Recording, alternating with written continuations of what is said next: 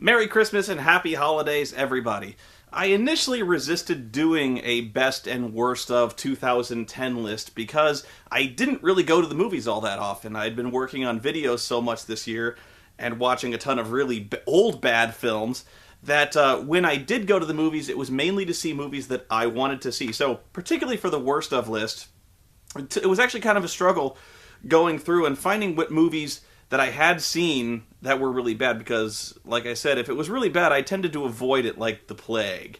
So, for a lot of movies, there might be some glaring omissions on this list, and I'm going to try to correct that now, because, to be fair and objective as a critic, I can't really chalk up a movie that I haven't seen as being really horrendously bad. So, there's going to be kind of two lists. My top 11 worst movies of this year, and an honorable mentions list of movies that I haven't seen, but probably would have ended up on this list had I seen them. But, to be fair, I can't say that for certain unless I have seen them, but I'm guessing they're really, really bad. So, to start off, here are the worst movies that I didn't see that are probably still really bad. The first movie is Skyline, a movie I was actually very hyped up to see when we first saw the first trailers of it, which didn't really show us anything, and the moment they actually did start showing us footage, it looked like a low-rent Independence Day, which is pretty much what I hear it turned out to be.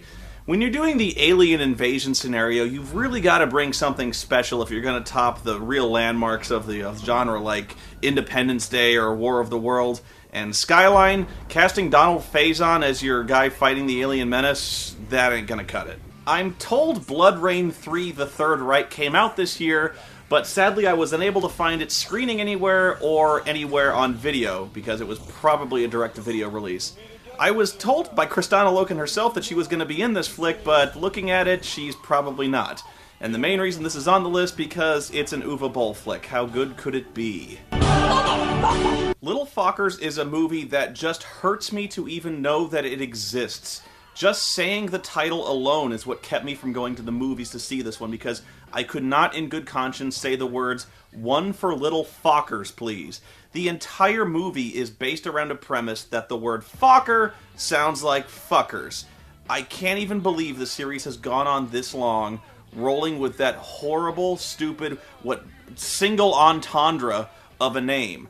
The guy's name is Gaylord Focker. What did a fucking 4-year-old write this? The first movie wasn't any good. The second movie made us question our belief in God and what in the hell Robert De Niro was smoking. The third movie, I have no explanation for what the fuck is going on with this piece of shit series. Really, this movie looks excruciatingly painful, and you couldn't get me in the theater if you beat me over the head with a cudgel, stuffed me in a burlap sack, threw me in the theater. It just will never happen. Little Fockers, fuck this movie.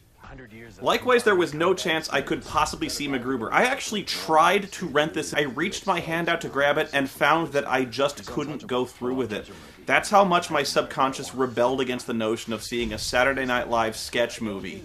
The last good one of those was probably Wayne's World, and God, how long ago was that? My first exposure to MacGruber was during the Super Bowl, and it was one of the most unwelcome experiences of my life. The sketch is not funny. It has never been funny, and it's not funny here. I really don't know who this movie is designed to appeal to. I mean, MacGyver jokes were old when I was a kid, and believe me, I'm getting to be a very old man. I really just don't see the point in this flick. And finally, the movie that probably would have topped my list had I gone to see it, but I couldn't because it was only playing on one screen about 2 towns away, and that for only about 2 days, was The Nutcracker in 3D. Now, most of the people I know who did see this emerged from the theater with 3 questions. Why? Why, God? Why? I don't know a whole lot about this flick, except that, of course, that it's based on the ballet The Nutcracker, except that they took all of the ballet stuff out of it, made it some kind of perverse musical that's live action with an amalgam of some weird, horrendous, nightmarish nutcracker creature, and then, of course, threw in a bunch of Final Solution Holocaust imagery. I really don't know what was up with this, and frankly, I don't want to. Really, this one is destined for infamy, I guess you could call it. And now on to the actual list, starting with number 11, Cop Out. You know, Kevin Smith has spent every last bit of his audience's loyalty with Jersey Girl, and with Cop Out, he's really starting to get on everybody's nerves. He's really been exposed over the years as a barely competent director who got lucky by having the right idea at the right time with Clerks, quickly overwhelmed by the studio process and devoured by his own fickle fanbase. As for this movie, there's probably no comedy genre I hate more than the unfunny buddy cop movie. Yeah, I'm looking at you, the other guys. Especially when it wastes the talents of Bruce Willis, who frankly looks ashamed to share the screen with Tracy Morgan. And really, with Tracy Morgan, shame is just about the only reaction. Look, I'm just gonna come out and say it. Tracy's got exactly one joke, and it gets old real fucking fast. His stupid, mush-mouthed proto-Negro shtick is racist and unfunny. It's shameful, and I can't believe nobody's called him on it by now. It's a step down from Buckwheat. I mean, Jesus.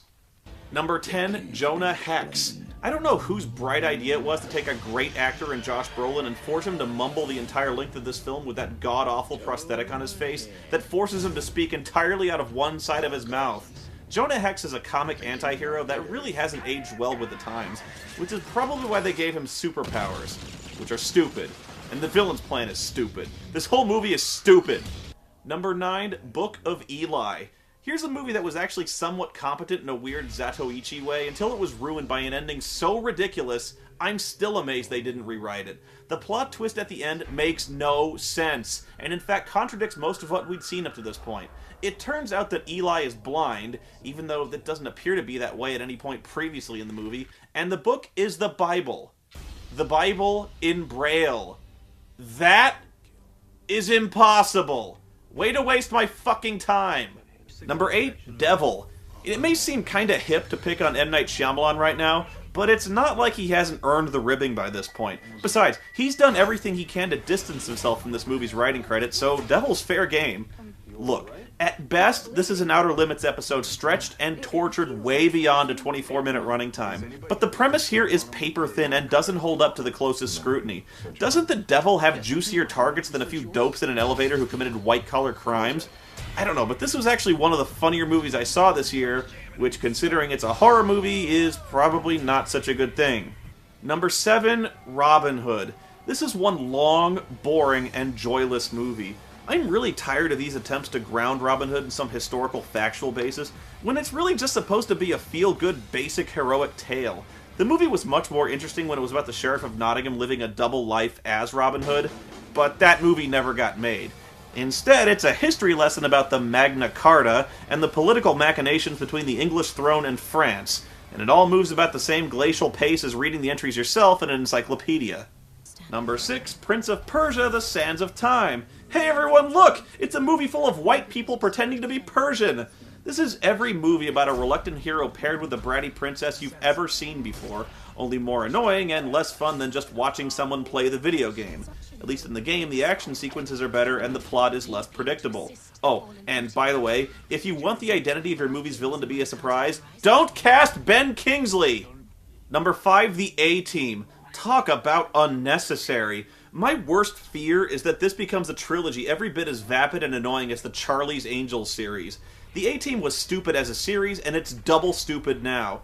Maybe back in the day it got a cult following because Mr. T screamed "foo" a lot and had explosions, but big dumb action movies with lots of explosions are in no short supply right now. And if we ever found the A-Team awesome, it was long since replaced with Walker Texas Ranger. I hated this flick. I haven't seen the laws of physics this brutally and shamelessly raped since the last time I played a custom Team Fortress map, or the last time I saw Speed Racer. Number 4, Tron Legacy. Yeah, you knew this was coming.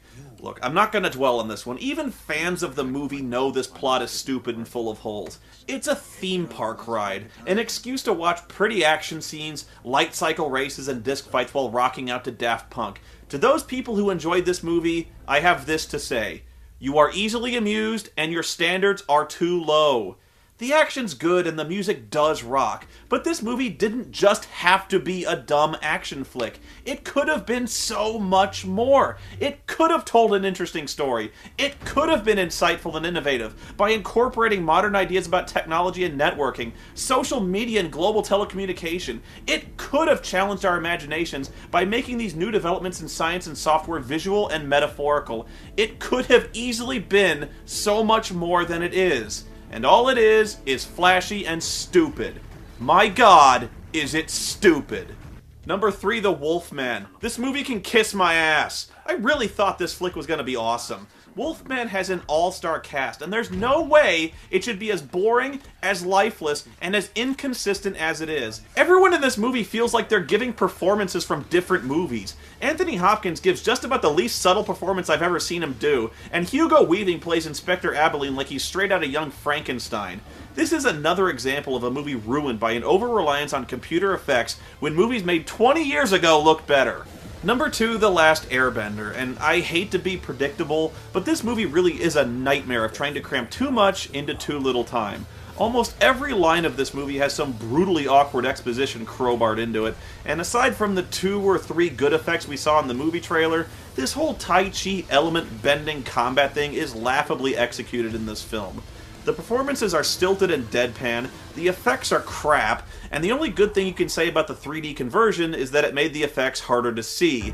M. Night Shyamalan's name has become a punchline, and movies like The Last Airbender and The Happening are the reasons why.